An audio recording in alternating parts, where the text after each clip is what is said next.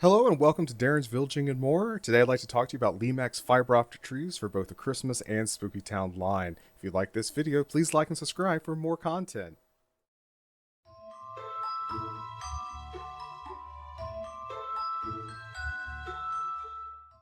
Let's talk history. In 1999, Lemax introduced fiber optic trees as part of their Christmas accessory Shimmering line. They came in two sizes, 6 inches and 9 inches in height. Lemax items 94410 and 94411 were both 6 inches in height, whereas items 94409 and 94408 were both 9 inches in height. The color options were limited, with either a warm white or multicolor. Multicolor at that time meant red, a yellow-orange, and chartreuse, aka the unsung hero of the holidays. Both items 94410 and 94408 were the multicolor variety, and 94411 and 94410 were warm white. All of the Shimmering line were powered by 3-volt, either battery or power adapter.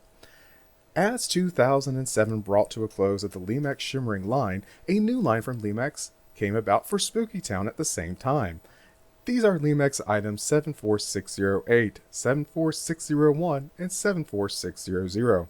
Unlike the Shimmering line, these fiber optic trees came in 3 sizes, with a solid purple UV color. Item 74608, simply called Fiber Optic Tree Large, is almost 12 inches in height and retired in 2013. Item 74601, called Fiber Optic Tree Medium, is almost 9 inches in height and retired in 2014.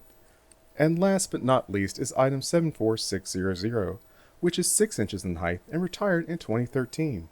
These trees had more detail in the base in the Shimmering line and more static. All of the fiber optic trees for SpookyTown were 4.5 volt and powered by either battery or power adapter. When working with these trees, I had 2 issues. The first being the purple UV color was okay up close. However, the brighter my village became, the more washed out the tree was. The second is the quality of the LEDs used was not ideal. Over a short season, the LEDs become quite dim with regular use. Even being hardwired at one point, I had thought the LEDs had failed in the tree until I took it apart, and they were barely illuminating. Here are some trees that I purchased online, and as you can see, just with the light on next to them, they're quite washed out already. These are some of the trees from the original 1999 Lemax Shimmering line that I had purchased for repair, and while I was able to repair them, they just weren't bright enough for my village when I went to use them. So this is what led to wanting to reimagine. So let's go ahead and take a look at my process for reimagining these trees for 2025.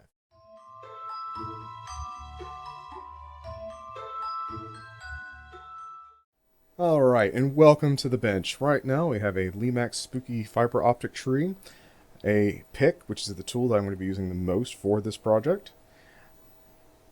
And let's go ahead and get started. So, first things first, to remove the old electronics is we're going to need to take the cover plate off the bottom of the tree. This is simply done by inserting the pick where the wire goes into the base and prying upward. It should come off with little to no resistance. Once it's off, we can see that the circuit board, or PCB board, for the LED lights is in the center. There are some notches on the board that allow you to get a pick in, and in some instances, I've been able to work out the board without applying any heat. Other instances, heat sometimes is necessary. What I'm going to go ahead and do here is just remove the glue around the wire so it gives me a little bit more play when I'm working with this PCB boards, and they're pretty good. So as you can see, you kind of see the notches around the board where I'm going to try to just work that loose. It's not coming out, so just give a little tug on the wires, no go. Honestly, if the electronics are destroyed, it doesn't matter since I'm redoing it. So I'm going to set this down and I'm going to get some heat and get this PCB board out. Alright kids, I am going to be using fire, so a little lighter action here. Just light dabbing, don't have to hold it to it, and that should be more than enough to loosen the glue. So now I'm using the pick tool to go in the PCB board's grooves again, just kind of pry up. And almost got it. And here, there we go. Alright, so now that we've got the pick underneath, I'm just going to pop this out, break the glue.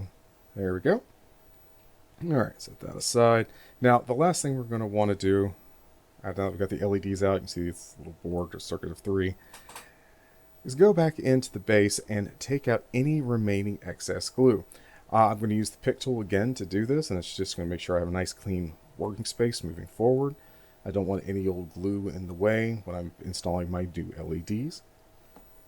You see, it comes right out with minimal effort. Now, once I've got all of this cleaned up, I'm going to go ahead and set it aside and go ahead and start thinking about what I want to put into this tree.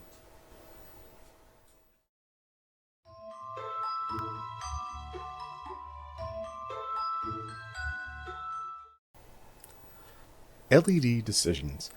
When redoing one of these trees, you need to take into account several things, such as what color or colors to use in your fiber optic tree.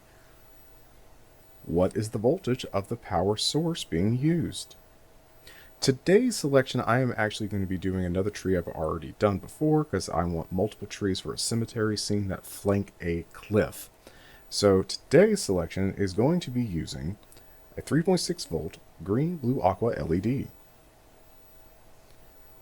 And we're going to be connecting to a 4.5 volt power adapter from Lemax.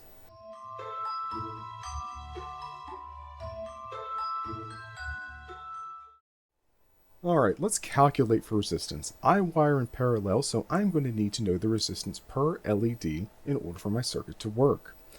So in today's example, I'm using a 4.5 volt power source with a 3.6 volt LED, leaving me 0.9 volts to accommodate for.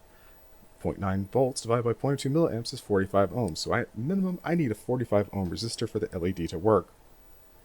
There is a problem though. At 45 ohms, that is full brightness of the LED, so instead I'm using a 60 watt ohm plus or minus 5%.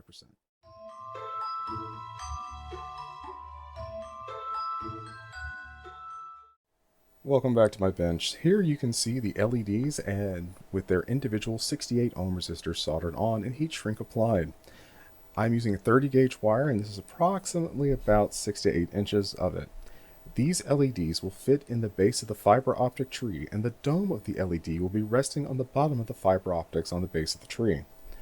I'm going to get this soldered together, and I will be right back.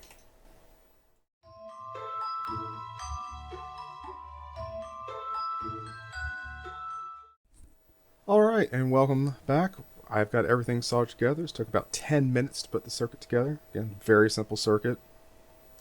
As you can see, heat shrink is applied, put a little bit on the wire. And again, as this is a test, this is not going to be the final connections on this barrel connector, so we just have them tapped in place. So I'm going to go ahead and add some power. Everything fires up as expected. We'll go ahead and put those in the bottom of the tree.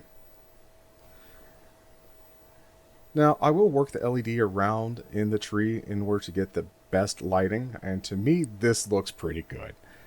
So what I've got is my hot glue gun off to the side, and I'll be using some low temp hot glue. I'm a big fan of your Michaels low temp hot glue. Works great. I buy this stuff all the time. So I'm going to go ahead and disconnect the power on this. I'm going to flip it over. And what I'm going to be doing is taking hot glue and basically filling in around the LEDs. It's perfectly fine. It will hold them in place. In fact, if you use too much glue, that's okay. It's actually going to act as a diffuser as well. So you can get a little bit more light coming through the fiber optics of the tree. I'm going to go ahead and pull those strings off, and I'm going to sit here and hold this for just a moment. I do like to hold the LEDs in place because, again, I kind of found my optimal position until the glue starts to set. Once the glue is starting to sit, I'm going to go ahead and take a little bit more, and I'm going to take it and tack down the wires that come out of the base of the tree. It just takes a small bead, so I'm going to go ahead and feed that in now. And here we have it, just a simple little dab just to hold in place. Now, if you notice, there are 3 points where the base of the fiber optic tree connects to its base. As Scotty would say, this is just a beauty cover. I'm going to go ahead and slap that back on. Hold the glue, make sure it snaps in, and set it aside. I'll allow this to dry for a couple minutes before moving it over to my village for the final reveal.